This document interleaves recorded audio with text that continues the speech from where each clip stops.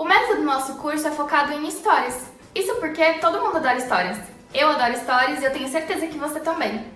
A maioria dos cursos de inglês é focado em diálogo, mas alguns alunos têm dificuldade em memorizar, o que acaba deixando o curso menos interessante, sendo mais difícil para eles de estudar. Diálogos não são tão interessantes quanto histórias.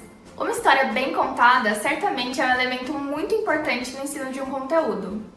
Uma história traz elementos que aguçam a nossa imaginação, fazendo com que a gente memorize o vocabulário de uma forma mais fácil.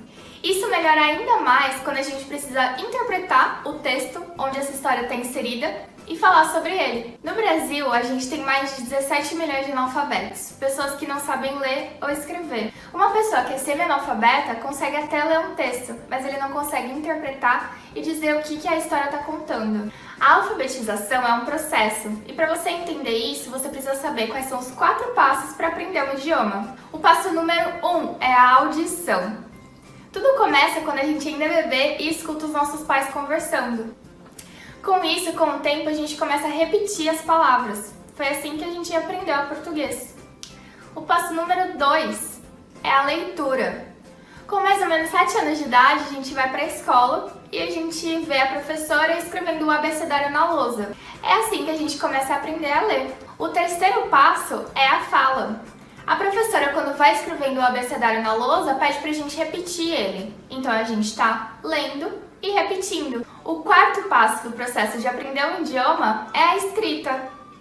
Quando a professora tá lá escrevendo o abecedário na lousa e depois repetindo, ela ainda pede pra gente copiar no caderno. Então a gente tá lendo, repetindo e escrevendo. Para aprender um novo idioma, o mais importante é ouvir e ler. Somente depois disso, depois que você recebeu todo o conteúdo, você consegue passar ele em forma de fala e escrita. Por isso é impossível você falar algo que você nunca ouviu ou escrever alguma coisa que você nunca leu. Por isso, o listening, a escuta, e o reading, a leitura, são os pontos mais importantes para aprender o inglês.